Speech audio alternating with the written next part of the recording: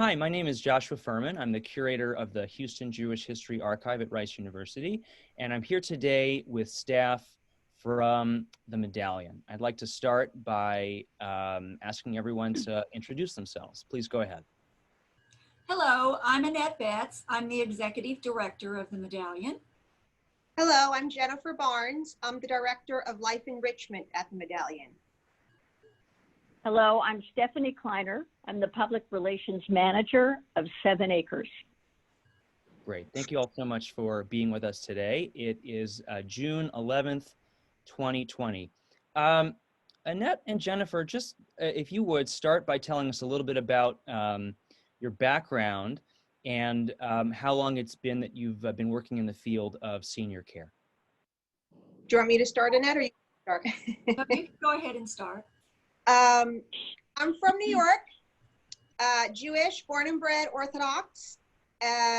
Grew up in the melting pot of New York and moved to Houston in 2009 with my husband and 2 kids, well, 1 kid at the time. Now we have 2 kids. And I have done adult programming and children's programming, nonprofit, all that type of thing throughout the years. And until I worked at the Medallion, I had never done senior programming, but I've done programming. And I've been here since August 31st, 2015, so almost 5 years. And what is your official title, Jennifer? Director of Life Enrichment. Okay, great. Thank you so much. And Annette?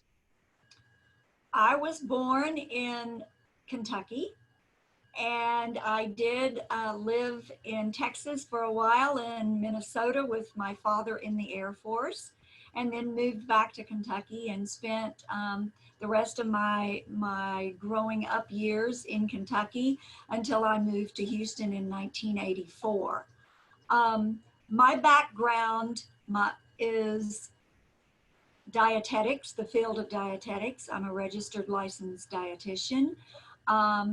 And I started working for 7 Acres in 1993 as their director of dining services. And then when we decided to open the Medallion, or started looking at the demographics for opening the Medallion, I also have a background in interior design. So I worked with the architects, and it just kind of seemed the natural progression for me to become the executive director. So I became the executive director of the Medallion. I guess you could say it's kind of been for me to be a part of senior care all my life. My grandmother lived with us as I was growing up, and so I was around senior ladies all the time. So I think it was inevitable for me to be a part of senior care. Sure. Tell us about the history of the Medallion for anyone listening to this interview who's not familiar with the institution. When was it founded, and what population do you serve? We serve the population of residents who need assistance. Only, they're still able to do many things for themselves, but they may need someone to just help them get dressed, or look over their medications, that type of thing. But we do serve a wide range of needs. And the Medallion actually was opened in March 2006. So we are a little over 14 years old.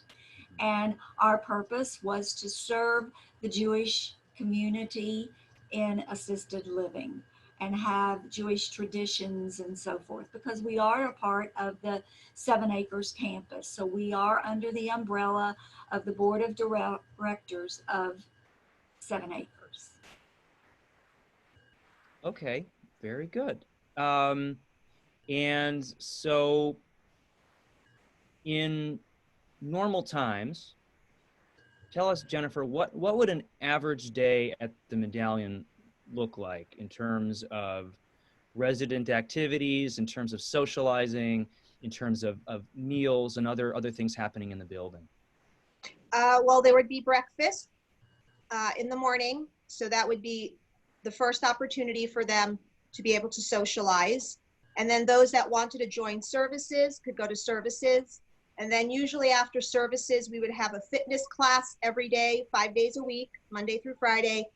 And then after that, we would either go into like maybe a Torah class, a Jewish thought class, a volunteer current event class, or beading, word games, alphabet challenge, trivia, memory magic, arts and crafts, cooking class, all different sorts of things like that. And then they would go for lunch, again, more socializing.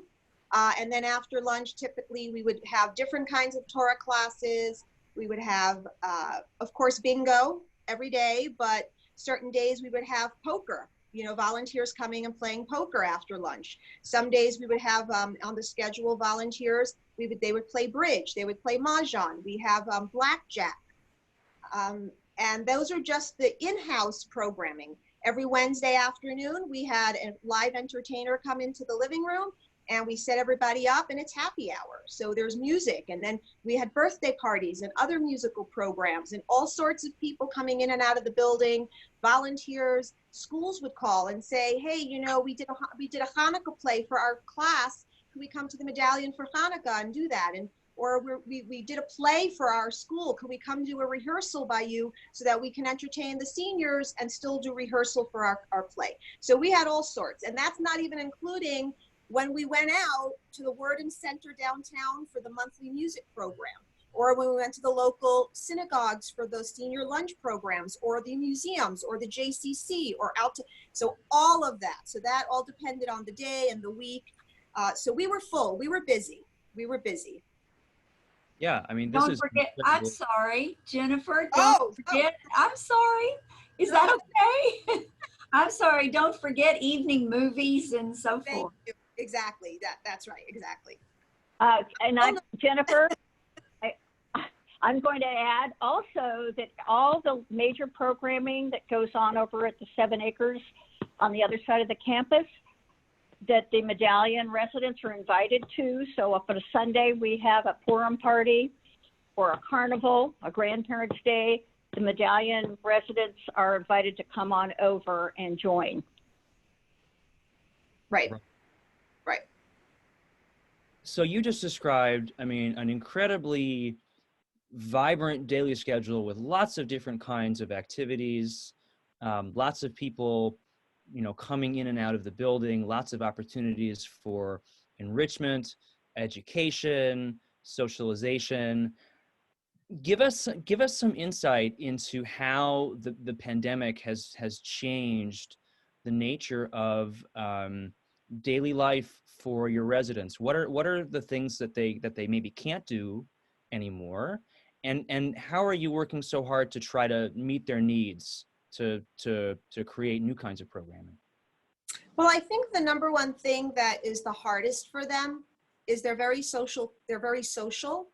And even if there was a problem or there was a lull between programming in a regular day, they would all kind of sort of fall together into the living room, which is the lobby, but we call it the living room. And they sit together and they listen to music on the piano, or, you know, they're just schmoozing with each other, and they don't have that opportunity now. So that's the hardest, I think, part for them right now. We have hallway programs, hallway fitness, hallway bingo, hallway trivia. The residents sit in their doorways, which every doorway is in compliance on its own, you know, 6 feet across or 6 feet on either side from their other neighbor. So we have that, and go around, and the staff comes around, and then Wednesdays in the afternoon, we still have happy hour. We don't have a live entertainer, but we, the staff that mans the cart, come around and we entertain them with music, and we say hello, and we have a time. Friday, we have the Friday treat cart. We're going around, we're saying hello. The Zoom classes that we have in their rooms, the residents are able to see their friends and their co-residents and their neighbors on the computer. So there, obviously it's changed dramatically, but there is opportunity for them, you know, to be able to still have, keeping them occupied and keeping them entertained to that degree. Sure.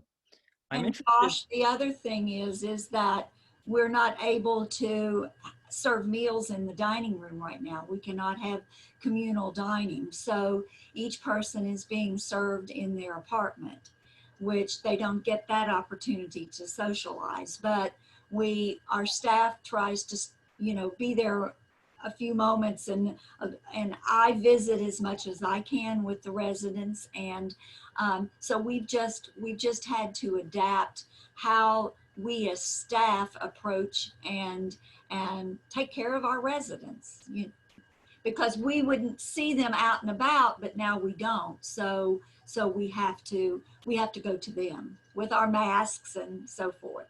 Right, right, of course. Tell me more about how you're using technology to keep residents connected, not only to each other, but also with their families who can't visit them right now. Well, first of all, before I forget, if you don't mind, I'd like to say we have immediately adapted telemedicine on the iPad. So I don't want to forget that. So that's important for the care for the residents. So they have that. I hope that's okay, Annette, but I just want Absolutely. I thought of it, and that's the number one thing that was set up immediately. So there are some challenges. Most of the residents are not computer savvy.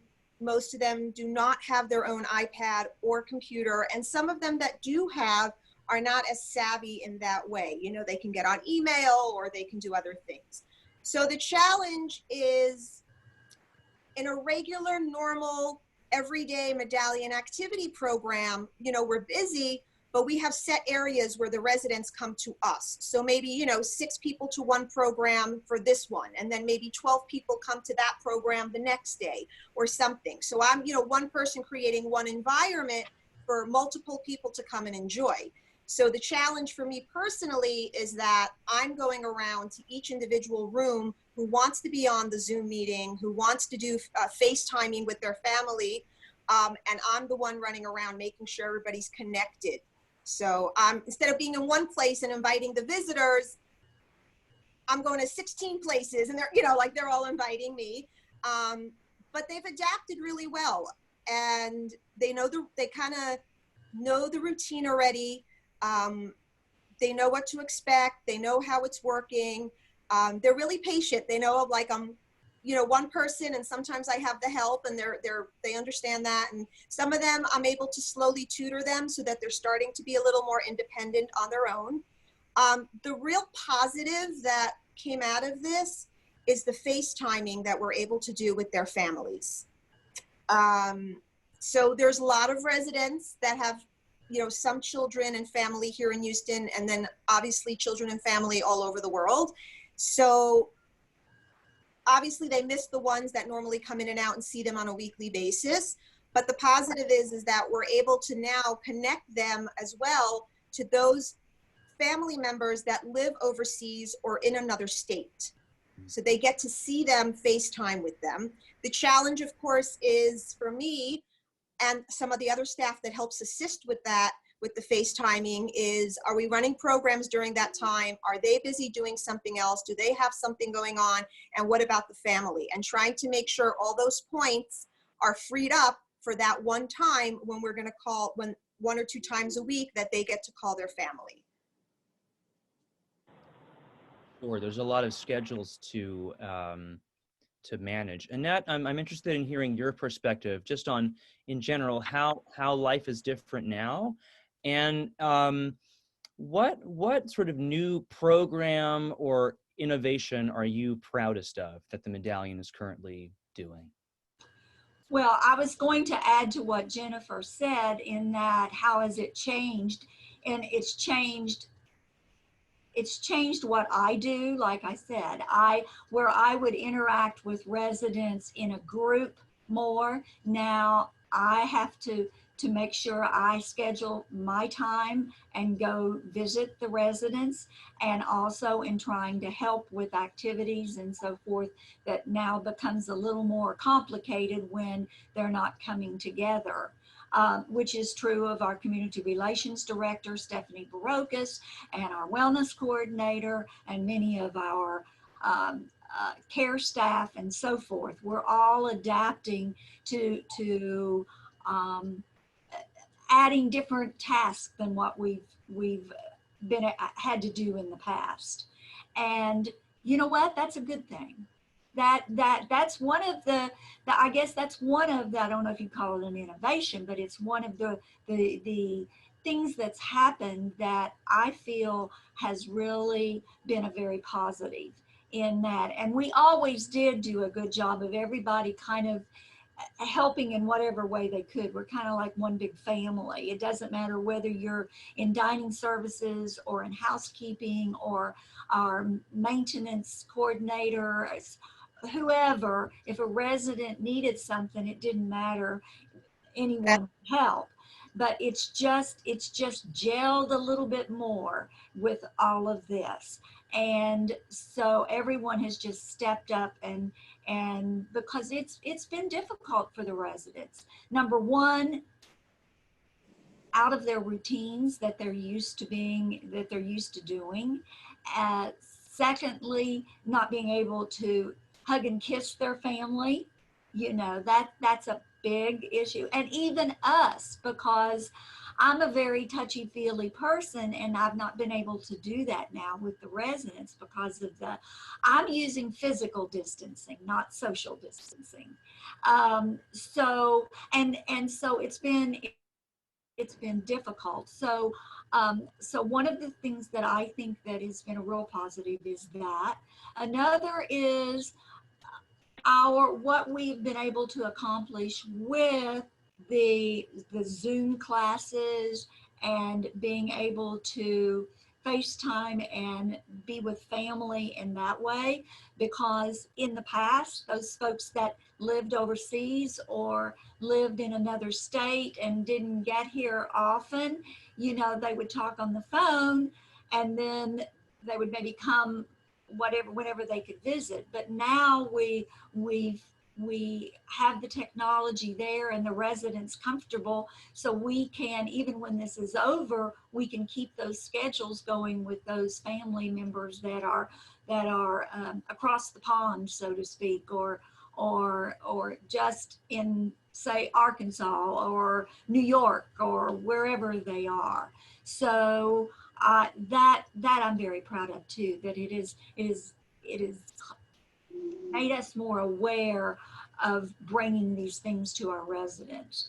And we are also in the process of looking at other types of social media and or technology, I'm going to say, to further enhance what we're doing here at the Medallion. Right. Yeah, if I could jump on and agree with Annette, one of the things is that since we've been forced to use the iPads and the rolling computer carts and the Zoom and everything else, it opened up a whole new world of programming that we realize we can incorporate even when things resume. What if a resident's not feeling well?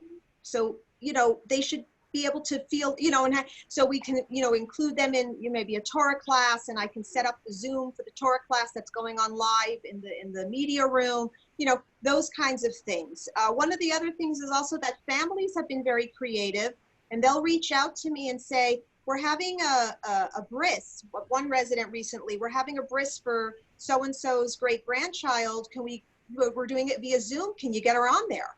So she was able to see 13 people from the family, see the bris, as much, whatever, and hear the name. And, so that was really a wonderful program. And even when things were, running regular before COVID, they wouldn't have had that opportunity. We wouldn't have understood that that was available necessarily. So now the families are also, I think, excited and creative. They're joining for family birthday parties, all sorts of things like that. Mm-hmm. Yeah. In terms of physical fitness, what are residents still able to do in order to get daily exercise? Well, we have a wonderful fitness coordinator here at the Medallion. Her name is Althea Scott, and they love her. And she's really just been able to work with them. We do hallway fitness 5 days a week. We do one shift for the upstairs, one shift for the downstairs. And it's chair aerobics, it's chair Zoom, it's chair, Zumba, and all different sorts of things. And she's really energetic, and she's really high, high energy.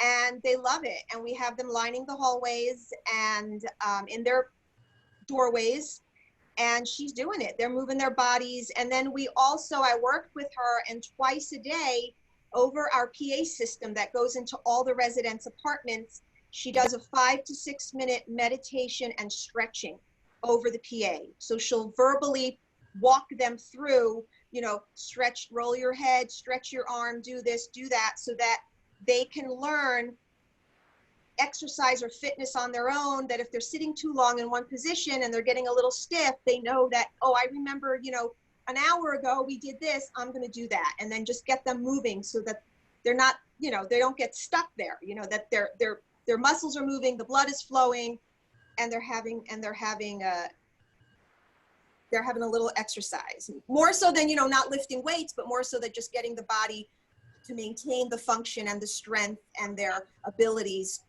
pre-COVID. Great. Annette, was there anything that you wanted to add to that discussion? Well, I just wanted to remind Jennifer that also Althea has been able to do some one-on-one exercising with folks too, who may not wish to participate every day in the doorway exercises. So she'll go directly to them and work with them.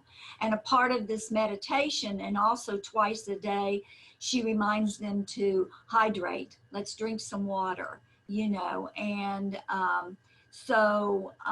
that's been real good for them also. And this is something I would like to say. I don't know that Jennifer and I have talked about this yet, but I think that is something that even when we go back to doing more groups of the exercising and fitness and so forth, that I would like to keep that meditation time. I agree.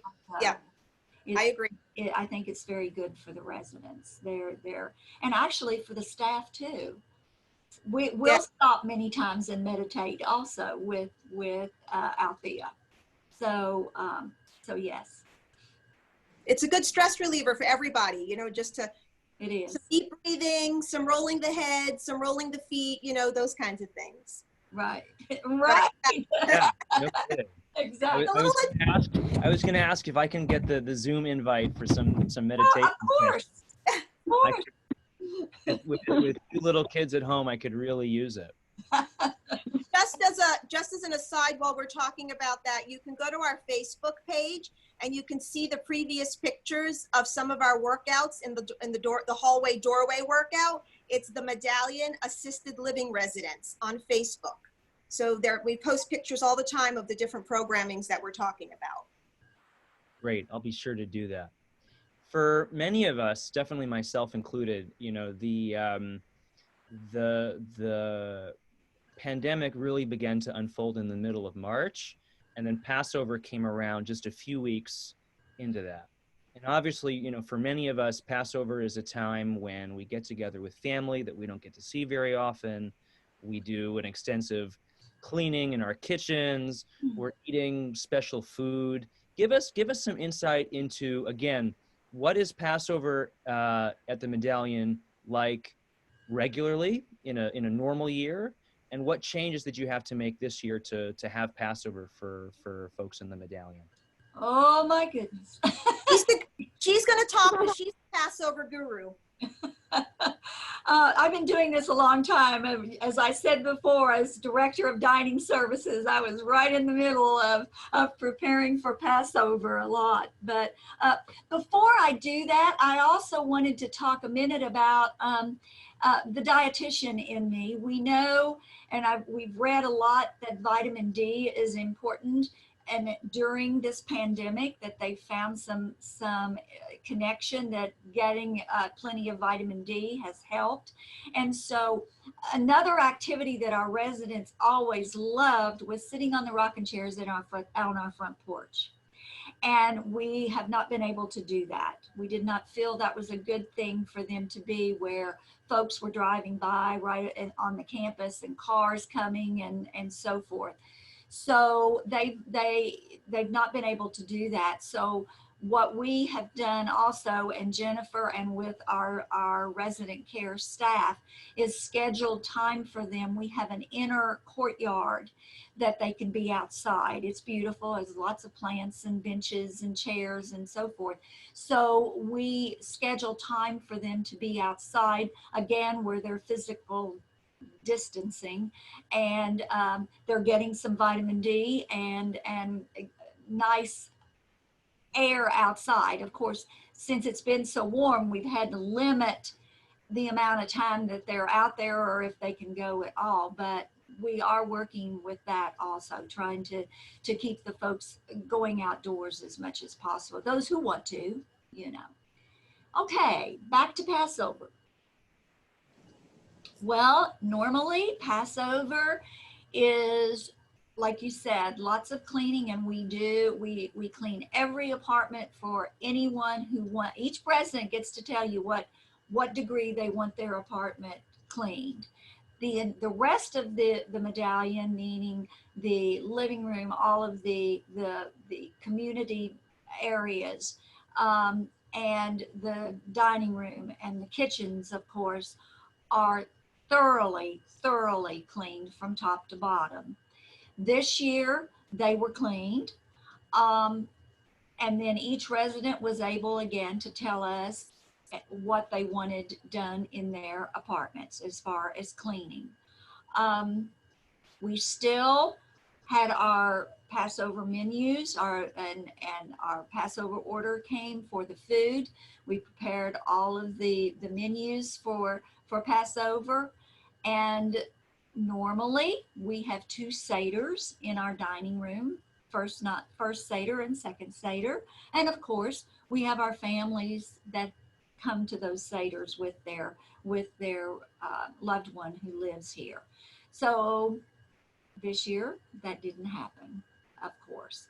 So what we did, we still had the same meal that we would have, first seder, second seder. It was served in their apartment. They each had a laminated colored seder plate that about 6 of our residents had colored, enough for everybody to have. And we served the meal, we served wine, and we served the symbols of the Seder plate. And so each resident had that in front of them. And the matzah. And the matzah, right, and the matzah. And with the Haggadah, we had a very short version of the Haggadah. Our chaplain, Rabbi Erkowitz, helped us. He actually wrote that for us, and he came the first Seder, and from the front lobby area was able to use the Haggadah that he had prepared, and we had a Seder service over the speaker system that goes into our residents' apartments. So we did that, and then the second night we have a rabbi who lives here, and he conducted that service the second night. So the residents were able to enjoy Passover and you know, be able to know that it was Passover, and they were having their Passover Seder. I want to, if I can jump in, Annette, just to reiterate what Annette said about us being one family and the staff really setting up. Every person on the staff really took a part and said, I'll be responsible for this, to really make it something meaningful for the residents. Annette was in charge, as usual, of all the scheduling, the rooms, you know, the dining service and the housekeeping, making sure that's all on schedule. Maintenance, actually, those residents that want, they get their wheelchairs and or walkers or canes power washed, you know, before. So we do that also. And all the staff helps with that and transition with the residents. And then we have my coworker, Stephanie Barocas, who's the Director of Community Relations at the Medallion. She really stepped up, and she made cute little vases, she got little flowers, and she really made like some cute little centerpieces so that when they got their food delivered, it wasn't just here's the food and here are the symbols. We thought about you. Here's a little vase, and she bejeweled, you know, and she really created all that, and she helped, you know, graphically plan the Haggadah, and you know, and then the rabbi helped us on the, you know, so it was all of us involved that we took on different parts of it to kind of divide and conquer to make sure that they felt like they had, you know, the residents, even though they weren't with their friends, they had parts of that they always had that they weren't missing out on. And of course we had the song sheets, because you can't have the Seder without the song sheets. So. Yeah, no, that's clearly very important.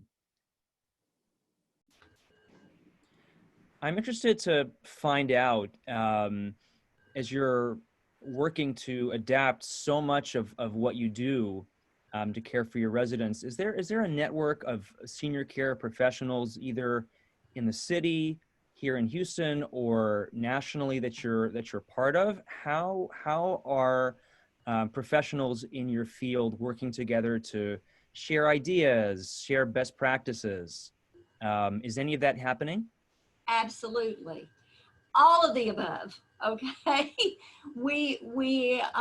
And we also work across different, for instance, we work with the Houston Health Department.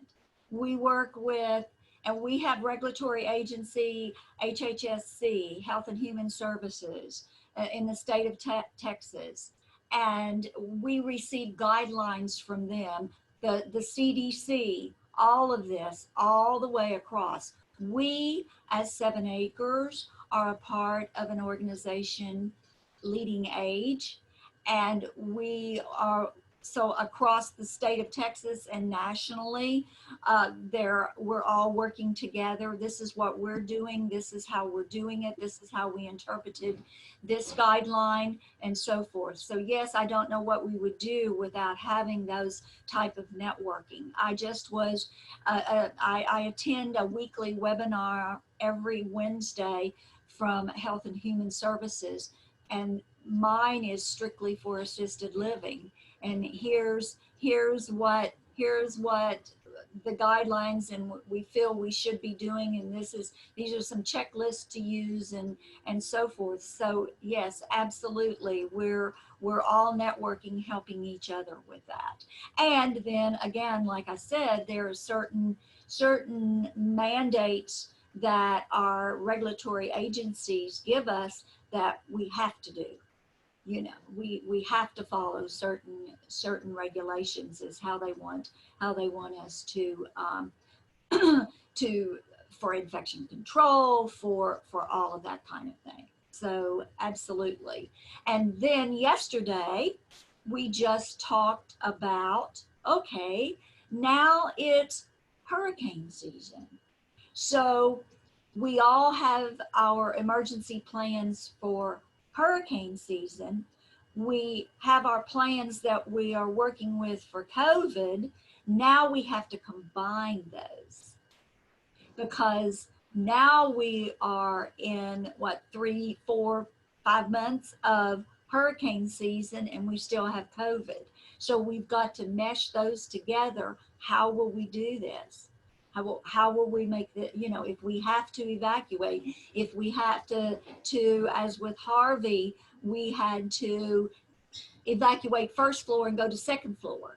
And so all of that is, okay, now we've got to do this. So absolutely, and thank goodness we have those folks.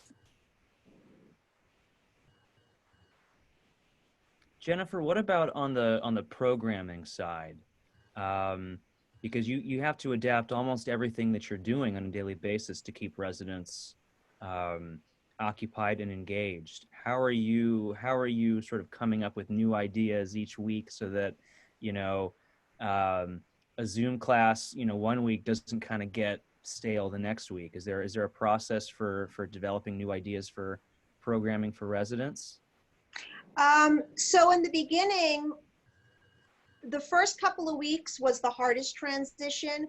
I remember so clearly the first week, you know, when we said, okay, this is coming and we have to now we're not able to go out to programming and go out of the building. We have to stay in, but we then, the week after that, it's okay. You can have programs just, 6 people at a time. And, so every day I was like, okay, this is the next one. And I remember so clearly, I was walking out the door one Friday afternoon and I said, okay, Annette, I'm leaving. And she came right back in.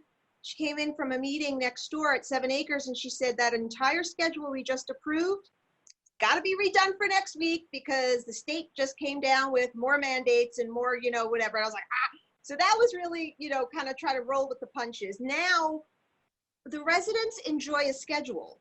A sense of normalcy for them is knowing what they're supposed to do when they're supposed to do it. And for them especially, and I'm sure Annette, can have her comments on that, I think that's the hardest part for the residents. We don't have an answer for them. We don't have a finite, at this day, this is going to change. So for them, they're really big on scheduling, even before COVID. They just like to know the security of the scheduling. So we have a set Monday schedule. We have a set Tuesday schedule now. We have a set Wednesday schedule. And each thing is different. Monday Zoom class is given by Rabbi Traxler from Chabad. He used to come every Monday in person. So he just adjusted to Zoom, and he talks about the Torah portion and the weekly parsha. So that changes week to week because there's something different every week. Rabbi Erkowitz, every Wednesday, he gives a Zoom class and he talks about different topics. This week it was, where did the prayer leader come from in history of Jewish prayer? Last week it was, what is the significance of the Shmona Esrei, and where did that come about? And then now we're starting on Friday a Zoom class again with Rabbi Erkowitz. He's going to be doing Jewish current events.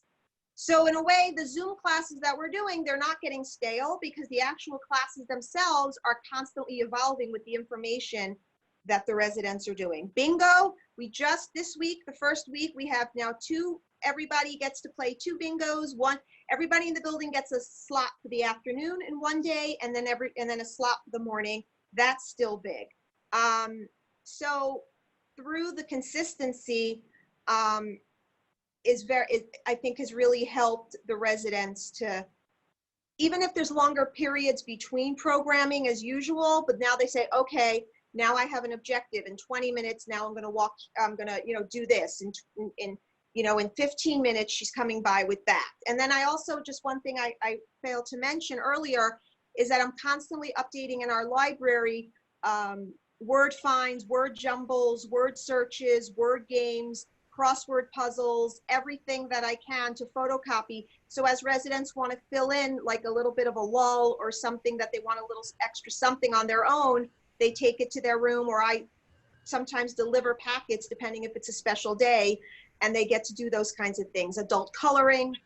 In the beginning of this whole thing, I went to the store and I bought each resident a pack of their own 10 colored pencils, and everybody has their own sharpener, and we asked who wanted to join, so they have that in their room all the time, and now they can just come to the library, pick up some new adult coloring sheets that I had there, and it's great, and they enjoy that. So a lot of fluidity, a lot of different ways for them to also in some way take initiative if they want to. That's really great. I know that we're getting close to the time when we have to end. I wanted to ask each of you, and you may have mentioned it already, but can each of you think of a signature moment in these last couple months? There's been so much change in our world and so much tension. Can each of you just think of a signature moment, and it could be an interaction with a resident, or it could be a program that you created, or it could be just, something that you think you'll remember when you look back on this period in your lives and in your careers years from now. What are you going to remember as a kind of standout moment, something that you did? I know, I'm thinking, because it just kind of, I'll just have to say, Joshua, that through all of this, there's just been, it's just moment after moment after moment after moment. And it's like, oh my, we were able to do this. And oh my, the residents are having you know, they're still happy and joyful and so forth. And we've changed, their world is upside down. And so I guess for me, it's not going to be one thing. It's going to be my wonderful staff and how they've been able to adapt and help these residents, as they've never known anything like what we're going through right now. Not able to see their families. Our average age is 89 years old, and they can't see their family members. They can't physically, you know, touch them and see them. And so for me, it's the staff at the Medallion and how they have stepped up to the plate and have gone home every night, kept themselves safe, and came back and kept the residents safe. Because I've had no staff member that has we've all been tested. No one was positive. Everybody was negative. So I tell them all the time, you're doing a great job when you go home at night in what you're doing to keep yourself safe, your family safe, and in turn keeping the residents safe. And then when they're here, they are giving it their all. They are working very hard, and they've all been here working. They have not stayed at home at all. So it's the staff. It's my staff. I will just have to say that. Great. Well, thank you. I just to say, because I've said it before, Annette's the best boss I ever had. And really, it's a great place to work. And it's also the staff, because it comes from Annette. It's the first time I've ever worked in a place where you don't feel like you walk in the building and you have to ignore that one because she was angry at you and you had a beef with that one yesterday and that one's not nice. I mean, I don't see, 5 years I'm here almost. I don't, everybody's got a bad day, but everybody gets along and there's none of that. I'm not going to go help her because I don't like her any of that. Annette really has such a great attitude that trickles down to the staff. One of the things I can't, I'm going to buy some roller skates because I'm all over the place. So I don't really have one particular moment necessarily, but I will say interesting, some things I'm learning from the residents. And something interesting is before this, we do have a handful of residents that just want to be hermits. They don't want to come out. And even before this, they chose to eat in their room. They want the solitude. They just want to quiet. They don't want to be bothered. And interestingly enough, they're the ones that are just kind of going with the flow now. To them, life really hasn't changed. So it's just interesting how we were, on one hand, 1 week, we're so worried about them and we make sure we go in and are you okay? And now it's like, they are totally fine. They don't want us to come in. They're holding their own. They're the same as they were before the whole COVID thing. So it's just interesting how maybe going back into life as normal will change a little bit about how I look at something. And just because they're not doing a program or just because they're not doing everything everybody else is doing, it's not wrong. And that's what they need. So it's just an interesting thing that I guess in a way also the people that you were worried about going into this are the people that are surprising you, and then you're not really have to worry about them. And the people that you thought wouldn't be having difficulty are having difficulty. So it just, it just highlights that every situation will bring out the difference in each other. And let me just say, when Jennifer's talking about difficulty, it is this, as she said, they're very much creatures of habit, so to speak, and things have changed. And so it's been difficult for them in this change. And Jennifer does a daily schedule that's given to the residents, and many of them carry those schedules around because it gives them they feel like, okay, now I know what's going on because this is nothing like what it used to be, and that kind of thing. And so we all are creatures of habit, actually. And so, we don't like a lot of change. Well, this has been major change. And it's also been major change in, not that we didn't practice infection control the entire, all the time. But of course, it is really enhanced now with infection control, and all of the staff wear masks, and that's been hard for the residents. And one of the things is they can't understand what we're saying, or they can't hear us as well because we're muffled, now. And so that has become a real issue. I saw on the news the other day that somewhere they made masks that had clear plastic here, where the residents or the folks could see for people who are hard. Oh, I know, it was a restaurant, and it was, the owner was hearing impaired, and so they made all of his staff, I don't know how they made them, but they made masks for everybody so he could read their lips. Well, it can also be for smiling, you can see a smile. I always try to say, look at my eyes, I'm smiling, when I'm out and about with my mask on. But I'm thinking, wow, if we could get some masks made with clear plastic right here where they could see, they'd still not be able to hear us as well and that kind of thing, but at least they could see us, But that's an issue too. And so anyway, it has its challenges, but it's been gratifying to see how the staff and, for the most part, the residents have been able to adapt. Thank you both so much for taking the time today to give us some insight into your world, a world that, many of us don't interact with regularly, and